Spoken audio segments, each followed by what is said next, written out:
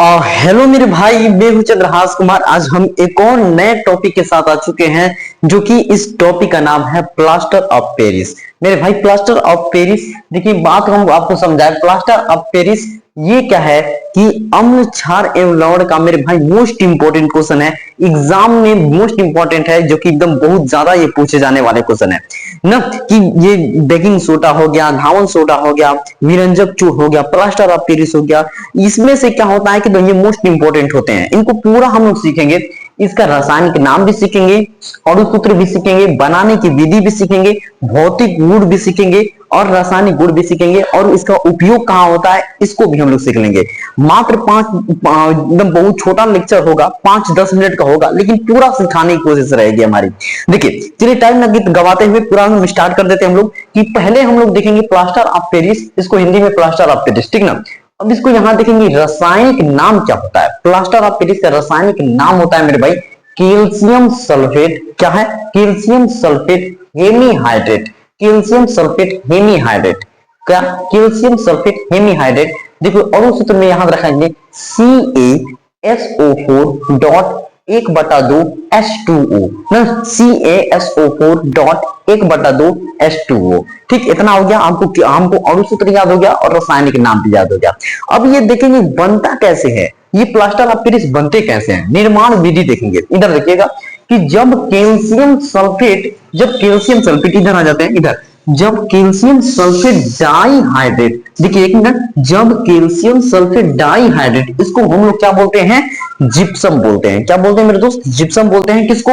जब calcium sulphate dihydrate, इसको बोलते हैं जिप्सम। जिप्सम को 120 डिग्री सेल्सियस, 120 डिग्री, कहीं कहीं किताबों में 120 से यहाँ तो 100 भी लिख दिया रहता है, 120 भी लिख दिया रहता है, तो इनमें कंफ्यूजन नहीं होना है आपको कि 120 डिग्री सेल्सियस या 373 केल्विन, कितना? 373 केल्विन ताप पर इसको क्या किया जाता है? गर्म किया जाता है।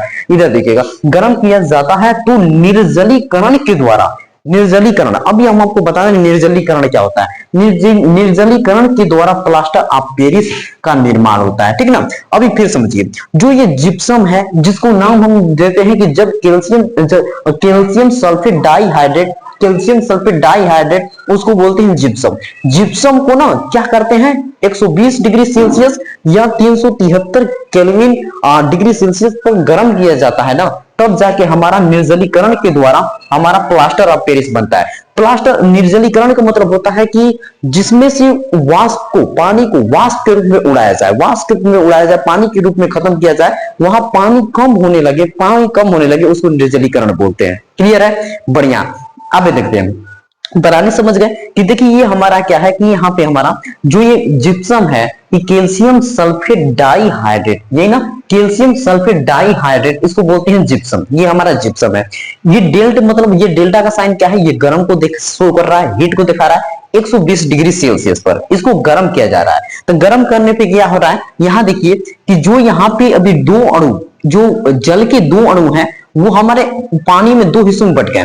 पर देखिए इसके आधा, जो दो अणु थे ना, उसके आधा क्या हुआ? हमारा प्लास्टर ऑफ पेरिस बनने में हो गया, प्लास्टर ऑफ पेरिस। और इधर क्या है? 3/2 भाग जल का भाप बन के आगे बन गया। देखिए इसको कैसे हम बनाएंगे, इसको बता रहे हैं। देखिए यहाँ हमारा कितना है? जल कितना है? 2 अणु है। यहाँ पे ऐसे कर दें, हम ऐसे कर दें, ऐसे 2, ठीक है। यहाँ पे देखिए 2 है, ये हम कह दें कि हमारा इसको हम, ये हमारा 1 है, ये हमारा 1 है, तो इसको कह सकते हैं कि 1/2 आधा हो गया, 1/2 आधा हो गया, आधा आधा मिला के 1 हो जाएगा। इसको भी कह सकते हैं आधा है, ये भी आधा है, आधा आधा मिला के 1 हो जाएगा ना।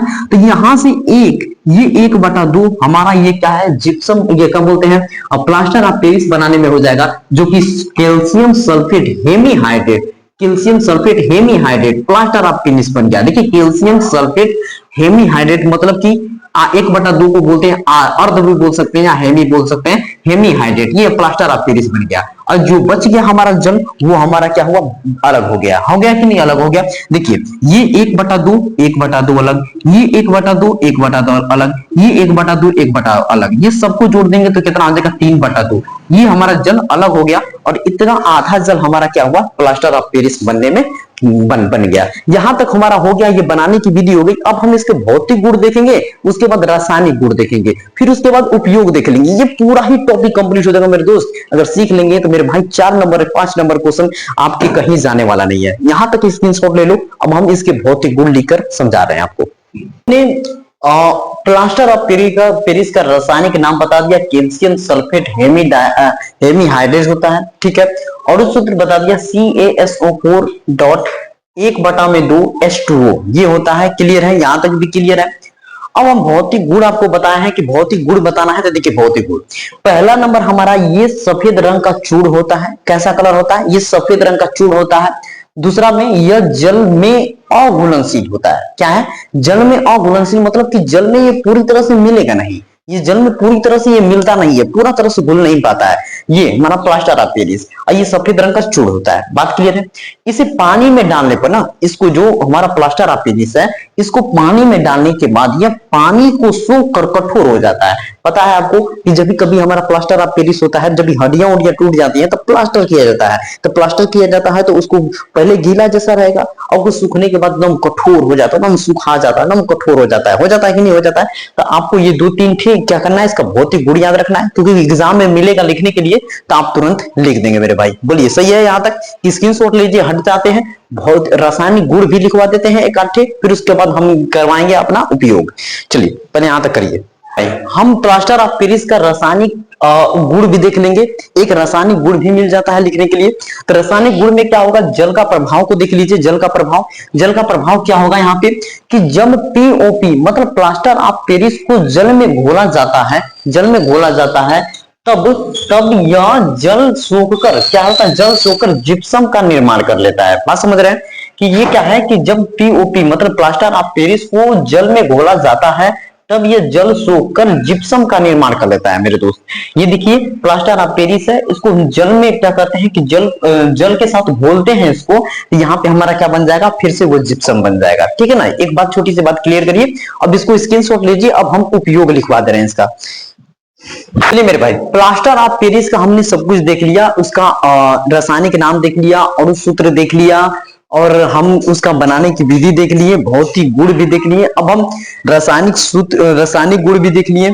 अब ये मोस्ट इंपॉर्टेंट है जो कि एग्जाम में लिखना ही है, हमारा उपयोग। इसका उपयोग कहां कहां उपयोग होता है जीवन लाइफ में? प्लास्टर ऑफ पेरिस का उपयोग कहां होता है? देखिए, घर की दीवारों की मरम्मत करने के लिए होता है। घर की दीवारों को मरम्मत करने के लिए हो जाता है। यह बात समझ रहे हैं? घर की दीवारों को, जैसे घर का ऊपर होता है तो पेंट उंट किया जाता है ना, अब कोई डिजाइन मार रहा है, कोई कलर करवा रहे हैं, तो वो पेंट करने के लिए हो जाता है हमारा। ऊपर जो पुट्टी होती है वो कराने के लिए घरों के ऊपर। ये भी समझ रहे हैं? बात समझ रहे हैं? तो ऊपर दीवार को पे हो गया क्लियर। ऊपर तो खिलौने बन रहा है या मूर्तियां जब से मूर्ति है तो उसके ऊपर लेयर चढ़ाया जाता है, पूरा ये पेंट जैसा लगता है हमारी मूर्तियों पे। खिलौने, बड़े बड़े खिलौने हैं उन पे स्टैचू बनते हैं, मूर्तियां बनती हैं, उन पे लेप लगाया जाता है। ये हमारा प्लास्टर ऑफ पेरिस का ही लेप होता है। क्लियर है? अब हड्डियां टूट जाती है ना, जो हमारी हड्डी टूट जाती है, तो उस पे क्या बोलते हैं कि प्लास्टर किया जाता है, हाथों को प्लास्टर किया जाता है। पहले गीला होता है, फिर बाद में सूख जाता है, तो वो हमारा क्या है? प्लास्टर ऑफ पेरिस ही है। क्या है? प्लास्टर ऑफ पेरिस है। बात समझे? ये भी क्लियर है। अब तीसरा नंबर इधर देखिएगा, तीसरा नंबर यहाँ पे है, चाक बनाने के काम आता है। चाक जो हम बोर्ड पे यूज करते हैं लिखने के लिए, उसमें भी हमारा प्लास्टर ऑफ पेरिस का यूज होता है मेरे दोस्त। बात में दूधिया हो गया, चाक बनाने के काम में भी आता है ये चीज। ठीक, अगर दांतों का प्लास्टर कराने में, दांतों का कहोगे सर दांतों का प्लास्टर कराने में कैसे? देखिए, दांतों के प्लास्टर बनाने के काम आता है, काम में। तो मतलब जैसे कभी दांत में बीच में खुररा टाइप का हो गया, तो उसमें बीच में भरना है, तो उसमें प्लास्टर ऑफ पेरिस का वो लिक्विड उसमें डाल देंगे, फिर बाद में वो सूख जाएगा, कठोर हो जाएगा कि नहीं? ऐसे ये यहाँ पे हमारा हो गया एकदम। ये एग्जाम्पल 1 2 3 4 5 एग्जाम्पल, 5 उदाहरण लिख देंगे, उपयोग लिख देंगे, तो हमारा ये प्लास्टर ऑफ पेरिस पूरा कंप्लीट हो गया। मेरे दोस्त, आपको ये समझ में आया है तो प्लीज वीडियो को लाइक करिएगा और चैनल को सब्सक्राइब करिएगा। हम इसी तरह हम सभी टॉपिक के लिए खत्म कर देंगे, और मैथ का भी कंसेप्ट कराते हैं, प्लेलिस्ट में जाकर देखिएगा, हमारे एक एक चीज हमने क्लियर किया है। तो मिलते हैं नेक्स्ट टॉपिक के साथ, तब तक के लिए जय हिंद, जय भारत।